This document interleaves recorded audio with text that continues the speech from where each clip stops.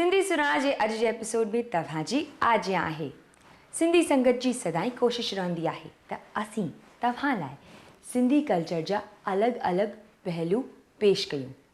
सिंधी घणो करे सभई ॾिण ॾाढे चोज सां मल्हाईंदा आहिनि, पोइ भले ॾिणु हुजे ॾियारीअ जो, होलीअ जो या वरी गणपतिअ जो। अॼु असां सां गॾु आहे श्रीमती सरिता शर्मा, जेका असांखे ॿुधाईंदी सिंधी ॾिणनि बाबति जेके सावण जे महीने में ईंदा आहिनि। अचो त गॾिजूं श्रीमती सरिता शर्मा सां। ॾिण असांजे संस्कृतीअ जो सिंगार आहिनि ऐं ॾिणनि जे करे असांजे परंपरा ऐं संस्कृतीअ खे असीं बचाए रखी था सघूं। ॾिणनि जो संबंध मौसमुनि सां आहे। मौसम जे मटिजण सां ॾिण अचनि था। हूअं त असीं भारत में ॿियनि सभिनी जातियुनि सां गॾिजी घणनि ई क़िस्मनि जा ॾिण मल्हायूं था, पर असांजा कुझु ॾिण जेके आहिनि से सिंधी ॾिण बि चया वेंदा आहिनि, जिन जी हिकिड़ी अलॻि छाप आहे, उन्हनि जी निजता आहे ऐं उन्हनि जो अलॻि सिंधियत जो उन में जेका आहे सुगंध हिकिड़ी भरियल आहे। त सॼे साल में घणेई ॾिण अचनि था, पर हीअ असांजो जेको आहे सो सावण जो महीनो पियो हले।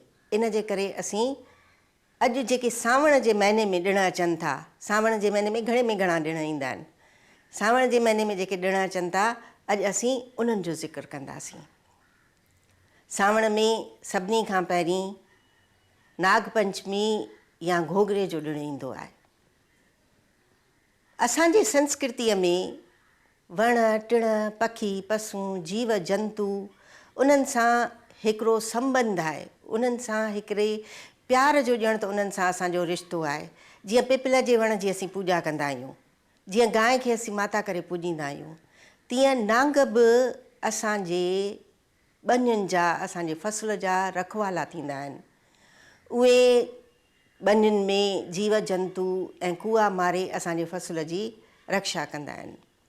इन जे करे नागपंचमीअ जे ॾींहुं नांगनि जी पूॼा थींदी आहे, उन्हनि खे खीरु पियारियो वेंदो आहे। ऐं ॿी हिकिड़ी ॿी बि ॻाल्हि आहे, माण्हू नांग खे धन जो रखवालो चवंदा आहिनि, इन जे करे बि नांग जी पूॼा कई वेंदी आहे। इहो थी नागपंचमीअ जो, पर इन जो ॿियो बि हिकिड़ो आहे जंहिंखे असीं घोघरो चवंदा आहियूं। घोघरो घोघल वीर जी कथा थींदी आहे। घोघल वीर बि हिकिड़ो नांग हो, उनजी जेका आहे सा इन ॾींहं ते कथा थींदी आहे। हिन ॾींहं ते असीं थधा लोला, थधा मिठा लोला पचाईंदा आहियूं ऐं अखरियूं टिकरियूं ठाहींदा आहियूं। उन ॾींहुं अखरियूं टिकरियूं खणी ॿारनि जे अखियुनि ते रखंदा आहियूं, उन्हनि खे छंडो हणंदा आहियूं ऐं छंडो हणी ॿारनि खे जेको आहे सो शीतला माता खां जेको आहे सो बचाइण जी कंदा आहियूं। छो त हीअ जेका मौसम थींदी आहे, उन मौसम में घणो करे बुखार थींदा आहिनि, नंढी माता वॾी माता निकिरंदी आहे, खसरो निकिरंदो आहे, त लाखड़ो निकिरंदो आहे। त इन्हनि सभिनी बीमारियुनि खां बचाइण लाइ ॿारनि खे असीं शीतला माता जो विर्तु रखंदा आहियूं। सावण महीने जे पूर्णिमा ते रक्षाबंधन थींदो आहे ऐं इनखे नारेल पूर्णिमा बि चइबो आहे। सावण जे महीने में तमामु तेज़ हवाऊं लॻंदियूं आहिनि, इन जे करे समुंड में ज़ोरदार लहरूं उथंदियूं आहिनि। त समुंड जा मुहाणा मल्हाह या समुंड रस्ते जेके वापारु करण वारा आहिनि, उहे ई ॾींहं उन्हनि जो जेको आहे सो समुंड में वञणु बंदि हूंदो आहे। त नारेल पूर्णिमा जे ॾींहुं असीं नदीअ में, समुंड में या तलाउ में, दरिया में नारेल परवान कंदा आहियूं। नारेल परवान करण सां उहे लहरूं शांति थींदियूं आहिनि ऐं मल्हाह मुहाणा ऐं वापारी पंहिंजो वरी वापारु शुरू कंदा आहिनि। रक्षाबंधन जे ॾींहुं भेण भाउ खे रखड़ी ॿधंदी आहे ऐं भाउ उन जे रक्षा जो जेको आहे सो ज़िमेदार हूंदो आहे। हिन जो इतिहासिक महत्व बि आहे। 100 साल पहिरीं चित्तौड़ ते गुजरात जो राजा बहादुर शाह हमिलो करे आयो, तमामु घमासान युद्ध लॻी। तॾहिं चित्तौड़ जे राणीअ कर्मावतीअ हिमायूअ खे रखड़ी मोकिले संदेश मोकिलियो त हू अची हुन जी रक्षा करे। संदेश मिलण सां, रखड़ी मिलण सां हिमायूं हवा वांगुरु धूकींदो आयो ऐं अची चित्तौड़ में राजा बहादुर शाह सां लड़ियो ऐं उनखे हाराए उतां कढियईं ऐं पंहिंजे भेण जी रक्षा कयईं। तॾहिं खां वठी रक्षाबंधन जेको आहे सो भाउ पंहिंजे भेण जी रक्षा कंदो आहे। रखड़ी ॿधण जो मतिलबु ई इहो आहे त जिन खे असीं रखड़ी ॿधूं था से असां सां हमेशह निभाईंदा रहनि ऐं असांजी रक्षा कंदा रहनि। सावण जे कृष्ण पक्ष जे टीज ते यानी 3 तारीख़ टीजड़ीअ जो विर्तु थींदो आहे। हीअ विर्तु सुहागणियूं ऐं कुंवारियूं कन्याऊं रखंदियूं आहिनि। सुहागणियूं पंहिंजे घोट जे वॾी उमिरि लाइ ऐं कुंवारियूं कन्याऊं इहो विर्तु रखंदियूं आहिनि जीअं उन्हनि खे सुठो सुलक्षणो वर मिले।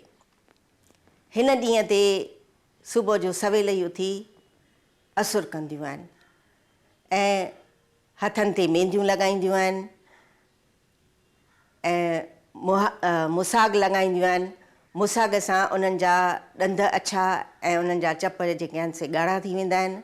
पर अॼुकल्ह त मुसाग वुसाग नथा लॻाइनि, लिपस्टिकूं एॾनि रंगनि जूं अची वियूं आहिनि त उन्हनि लिपस्टिक सां जेके आहिनि से पंहिंजो सींगार थियूं कनि।